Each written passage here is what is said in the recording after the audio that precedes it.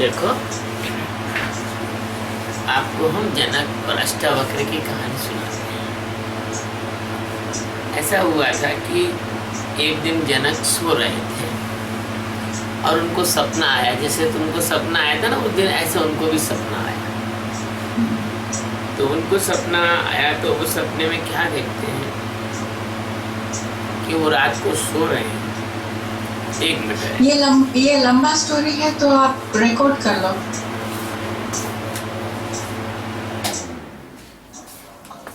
हाँ, तो वो रात को जब सो रहे उनको सपना आया कि सपने में वो भिखारी बन गए। सपने में भिखारी हो गए और भिखारी होने के बाद वो कई दिनों से भूखे, भोजन नहीं किया उन्होंने। कई दिनों से भूखे हैं, भोजन नहीं किया, है ना। आप भी रिकॉर्ड कर रही हो क्या?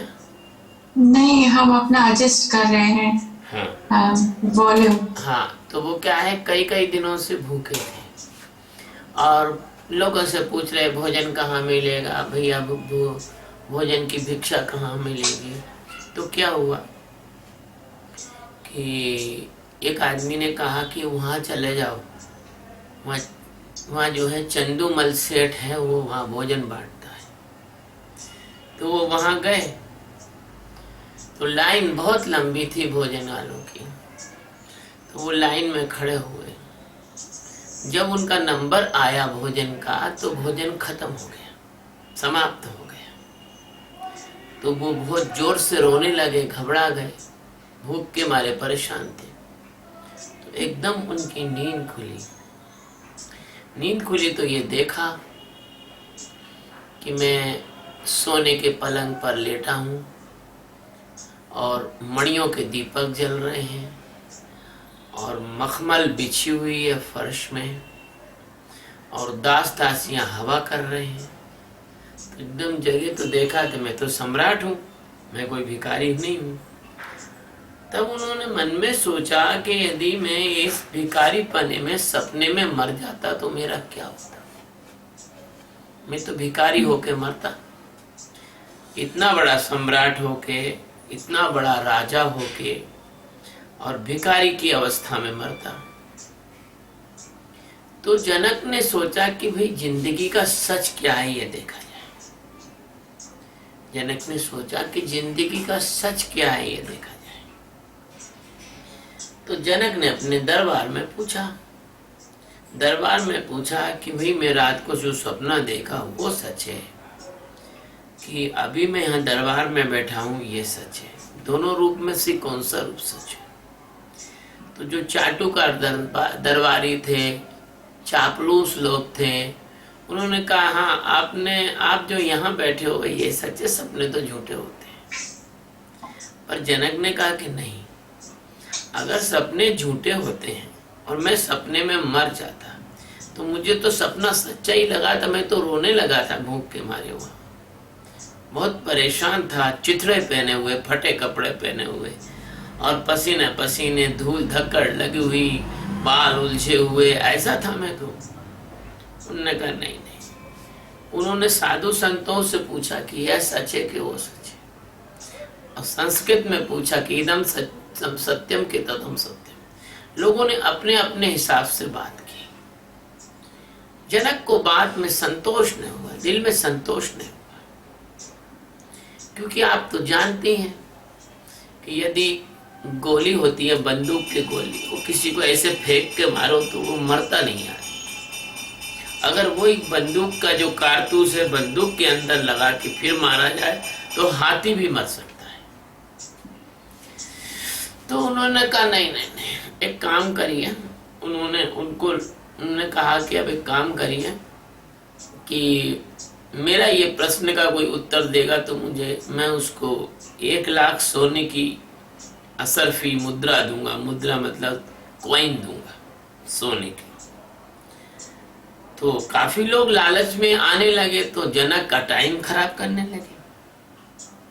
तो फिर जनक ने कहा कि अच्छा, इस प्रश्न का कोई सही उत्तर न देगा तो मैं उसको जेल में डाल दूंगा, और कोई इस प्रश्न का सही उत्तर देगा तो मैं उसे 1 लाख सोने की मुद्रा दूंगा और साथ में 10,000 गाय जो है दान करूंगा, जिसके सींग में सोने मड़ा होंगे, सोना मड़ा होगा, और सोने चांदी के सिक्के से उस गाय के दोनों तरफ जो है झोली भर के मतलब दूंगा। मतलब ऐसे 2 झोली होती है, भर के दूंगा।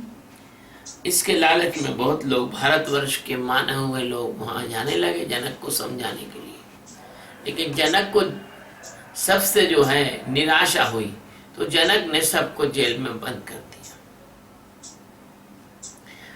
अब इधर क्या हुआ कि अष्टावक्र जो थे वो माँ के पेट से बाहर आकर और छोटे और थोड़े बड़े हो गए और खेलने लगे।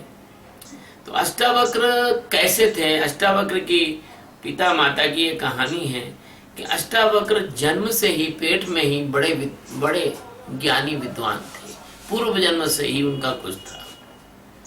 तो उनके पिता वेद मंत्रों का पाठ करते थे, जैसे कोई भी मंत्र पढ़ते थे, ओम अग्नये सुफधारा अस्मानि विश्वानि वैनानि विद्वाना यूयो धस्म जुहराण मेनु मुष्टाम ते नम उक्तिम विधेमा। तो वो कोई गलती करते थे तो अष्टावक्र पेट में से बोलते थे कि नहीं ये गलत है, ऐसे ये गलत है, ऐसे सही है। तो वो पिताजी चिढ़ जाते थे कि पिताजी अहंकारी थे। अर्थात जो पाठ पूजा करने वाले जो लोग हुआ करते हैं वो अहंकारी होते हैं। ज्ञान हुए बगैर अहंकार जाता नहीं, और उनको गुस्सा भी बहुत जल्दी आ जाता है। तो उन्होंने अष्टावक्र को श्राप दे दिया कि जा 8 जगह से टेढ़ा मेढ़ा हो जा। तो पिता के श्राप के कारण वो 8 जगह से टेढ़े मेढ़े हो गए। श्राप में बहुत ताकत होती है। श्राप जो है एक एक्सट्रीमली नेगेटिव एनर्जी होती है और पॉजिटिव आदमी से आती है, क्योंकि पॉजिटिव आदमी पे जो पावरफुल एनर्जी रहती है वो श्राप में कन्वर्ट होती है गुस्से के या दुख के समय। अगर किसी को आप दुख भी पहुंचाओ, अगर वो श्राप भी नहीं देगा तो उसकी आत्मा से जो दुख के वाइब्रेशन निकलते हैं वो दुख पहुंचाने वाले व्यक्ति के लिए दुखदायी होती है। तो अष्टावक्र ऋषि बाहर आए। अब बाहर आए और थोड़ा सा जो है थोड़े बड़े हुए, बच्चों के साथ खेलते थे। अब बच्चों के साथ जब वो खेलते थे तो परमात्मा की बातें किया करते थे, ब्रह्म ज्ञान की बातें किया करते थे। तो जब वो ब्रह्म ज्ञान की बात किया करते थे तो उनको एक लड़के ने व्यंग कर दिया, टॉन्ट मार दिया।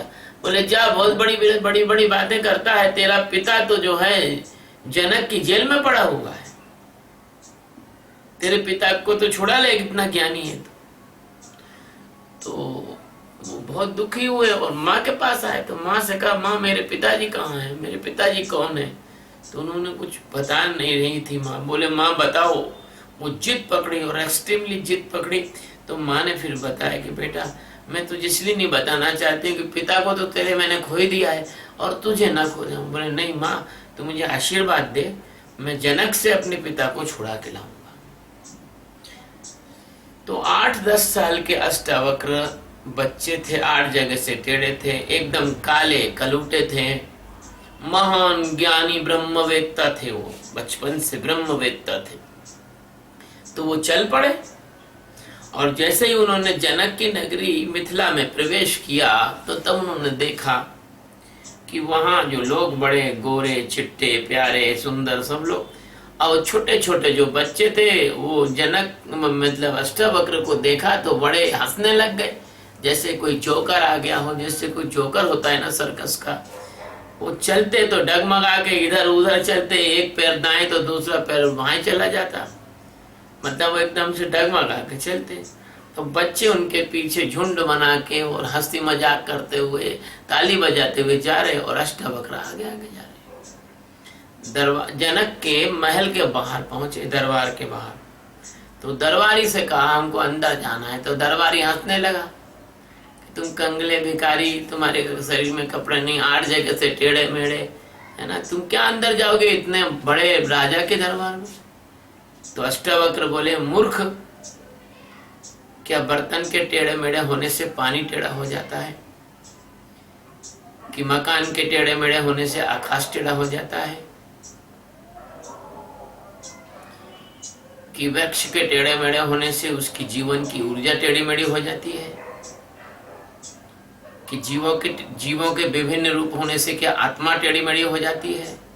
तो जब उसने सुना, तो जैसे उसने सुना तो उस समय रिस्पेक्ट करते थे ज्ञान का, तो उसने कहा हो ये तो कोई ज्ञानी संत हैं, ये बच्चे के रूप में आए हैं, कोई देवता हैं, कोई दिव्य पुरुष हैं, कोई सनकादि हैं, सनक सनंदन सनत कुमार हैं, कोई परमात्मा का स्वरूप है जो इस रूप में आए हैं। तो हट गया एकदम से, अष्टावक्र अंदर चले गए। जब अष्टावक्र अंदर चले गए तो वो दरवाजे पार करते हुए जब पहुंचे जनक के दरबार में, तब क्या हुआ कि वो तो पत्थर और जमीन पे चलने के आदी थे, और जनक के दरबार में मोटा मखमल बिछा हुआ था, जो रोए वाला मखमल होता है वो बिछा हुआ था, चिकना एकदम।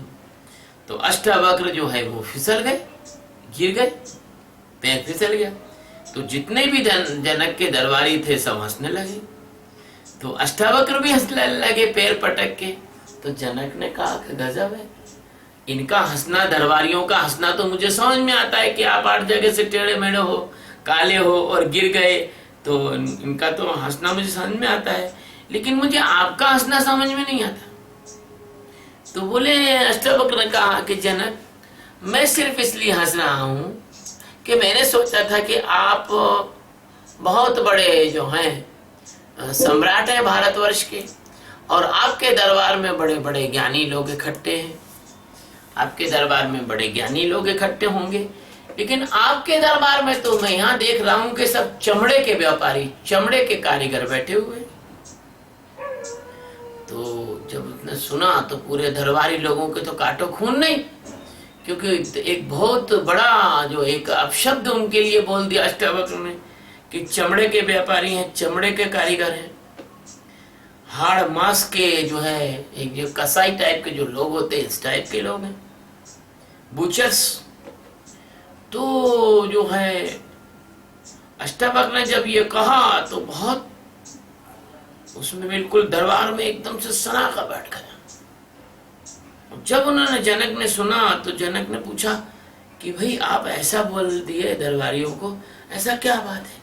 बोले ये केवल मेरे शरीर को देख रहे हैं, मेरे काले रंग को देख रहे हैं, मेरे शरीर को टेढ़ेपन को देख रहे हैं, लेकिन मैं अंदर मेरे परमात्मा तत्व है, मेरी आत्मा है जो शुद्ध ब्रह्म का रूप है, उसको नहीं देख रहे।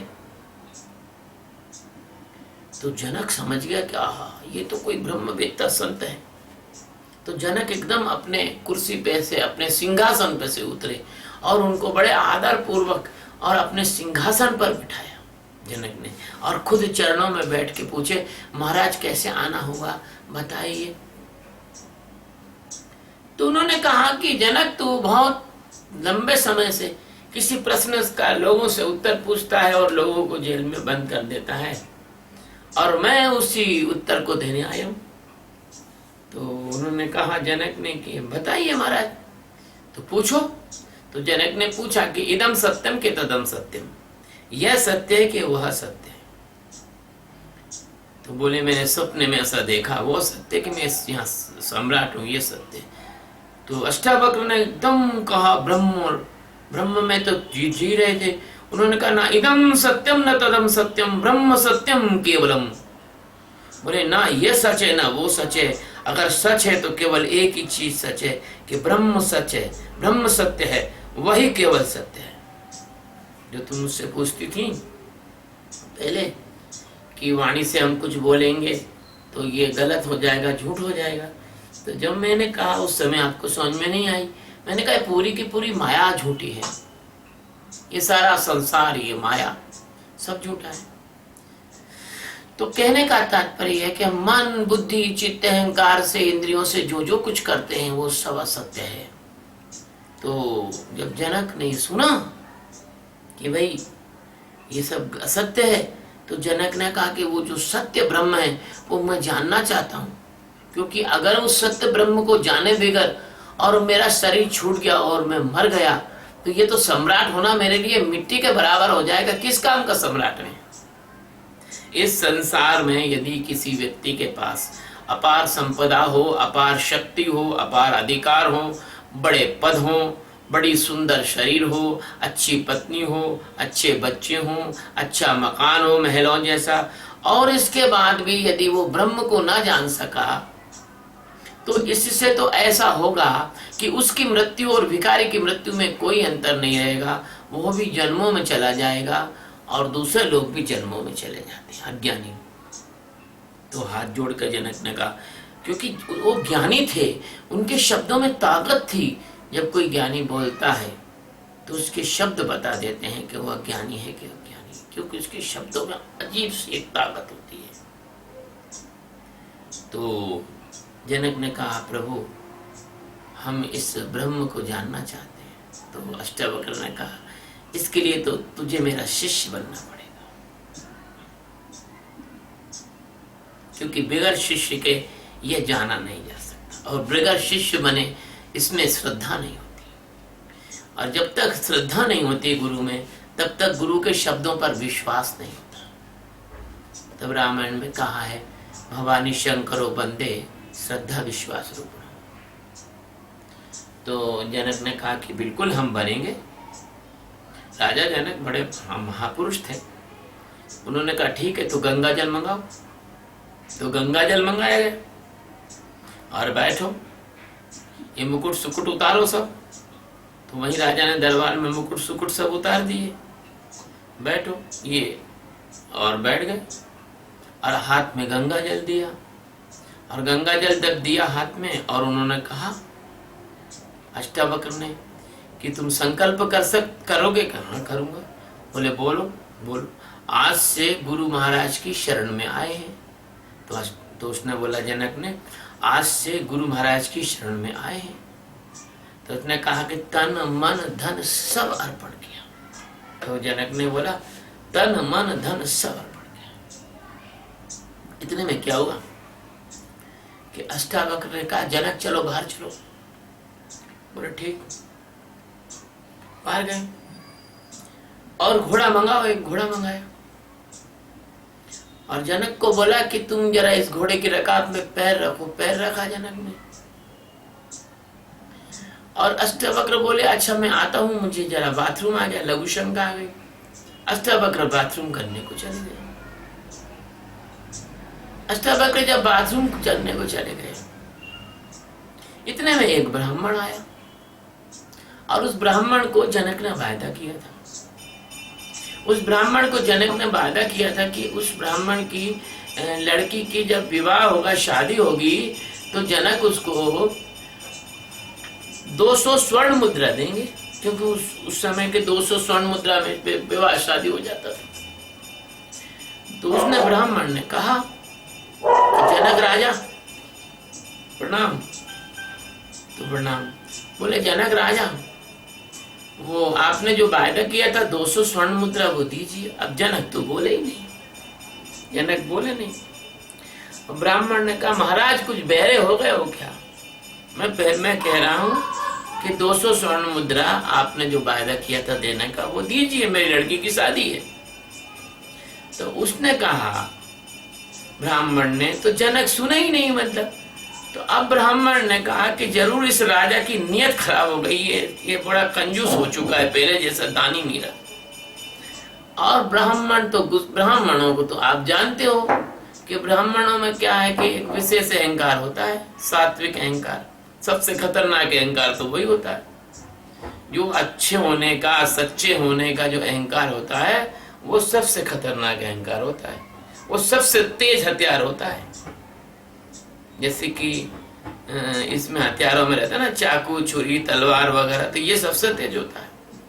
तो वो तो फिर जनक पे गुस्सा हो गया, कहना है, जनक क्या समझ रहा है अपने आप को? राजा हो गया तो पता नहीं क्या घमंड हो गया है, कंजूस हो गया है। अरे बेवकूफ कहीं के, दुष्ट कहीं के, तू अपनी जवान से फिर गया है, तू अपने वचन से फिर गया है। अब ये जब आवाज करने लगा ब्राह्मण, तो अष्टावक्र जी आए, उन्होंने जनक से कहा, जनक राजा क्या हो रहा है? तो बोले, भगवान ये इसको हमने 200 स्वर्ण मुद्रा देने का बोला था और ये मांग रहा है। तो बोले, देते क्यों नहीं? बोले, मैं कैसे दे दूं? अब तन मन और धन तो मैंने आपको दे दिया है, आपके बिना ये अनुमति के, आपसे बिना पूछे आपका माल इसको कैसे दे दूं? आपको तो सब दे दिया मैंने, अब मेरे पास कुछ है ही नहीं। बोले ऐसा क्यों? हाँ। तो बोले चलो इसको पहले 200 स्वर्ण मुद्रा दे दो। 200 स्वर्ण मुद्रा दी, ब्राह्मण गए। अब उन्होंने कहा कि जनक ये बताओ कि तुमने मुझे तन मन और धन सब दे दिया, अब तुम्हारे पास क्या बचा क्या है? तो जनक बोले कुछ नहीं बचा भगवान, कुछ भी नहीं बचा। तब अष्टावक्र ने कहा कि इस कुछ नहीं बचने में तुम खड़े हो जाओ, यही ब्रह्म है, यही परमात्मा है। तो तुरंत जनक को ज्ञान हो गया। उसी वक्त जनक को ज्ञान हो गया। जनक उसी वक्त अपनी आत्मा में खड़े हो। जैसे मैंने आपको ध्यान के द्वारा सब कुछ इधर हटा के कहा कि खाली हो जाओ, तो आप खाली हो गए। तो वो जो आपकी खाली अवस्था है वो ब्रह्म के, वही ब्रह्म का प्रकटीकरण होता है, वही परमात्मा प्रकट होता है। तो ये मैं प्रमाण भी दे दिया हूँ। और ये जनक की कथा ये बताती है कि यदि कोई शिष्य सच्चा हो और सच में अपने सदगुरु को तन मन और धन सब कुछ दे दे, तो उसको परमात्मा मिलने में फिर देर नहीं लगती। लेकिन आजकल के शिष्य क्या करते हैं, आपको नहीं कह रहा हूँ, आप मत बुरा मानना। आजकल शिष्य क्या करते हैं कि हाथ में पानी लेके छोड़ देते हैं कि तन मन धन सब कुछ दे दिया, लेकिन नहीं देते, वो बचा कर रखते। उनको शरीर से कुछ क्रिया करने को बोल दो तो उनके मन में विकार आएगा, उनसे कुछ पैसा मांग लो तो उनके मन में विकार आएगा। इसका मतलब ये कि दिया ही नहीं ना सदगुरु को। और जनक ने दिया, और जनक ने दिया तो वो ज्ञानी हो गया। जो देगा वो पाएगा। जनक ने दिया तो ज्ञानी हो गया। सदगुरु को कुछ चाहिए थोड़ी होता है। सदगुरु तो केवल तुम्हें खाली करना चाहते हैं। सदगुरु तो तुम्हारे अंदर झाड़ू लगा के साफ करना चाहते हैं ताकि परमात्मा तुम्हारे अंदर प्रकट हो जाए। वो एक लोग गीत गाते हैं, हालांकि वो यहाँ भारतवर्ष में दूसरे संप्रदाय के लोग गाते हैं, लेकिन थोड़ा ठीक लगता है। वो ऐसा है कि तूने आंगन नहीं बुहारा, तूने आंगन नहीं बुहारा, कैसे आएंगे भगवान, कैसे आएंगे भगवान। मैला है जीवन चौबारा, मैला है जीवन चौबारा, कैसे आएंगे भगवान, कैसे आएंगे भगवान। यही बात हमारे शास्त्रों में जरा घुमा फिरा के दबा ढाक के कहिए। उनने कहा कि मन की शुद्धि हो जाए, चित्त की शुद्धि हो जाए, तो चित्त के शुद्ध होने से परमात्मा का दर्शन होता है। मैले दर्पण में मुंह नहीं दिखता। लेकिन वो इसलिए ऐसा घुमा फिरा के शास्त्रों में कहिए क्योंकि शास्त्र को लिखने वाले कोई ब्रह्मवेत्ता तो थे नहीं। ये ब्रह्मवेत्ता लिखने विखने का काम नहीं करते। ब्रह्मवेत्ता बस बोल देते हैं, उनके शिष्य चेले वेले लिखते रहते हैं। तो यही बात है कही है। लेकिन वो बात ऐसे कही है कि जैसे कोई आदमी, अंधा आदमी और हाथी देखने जाए वो टटोल के बताता है, ऐसे इन शास्त्रों में टटोल के लिखा हुआ।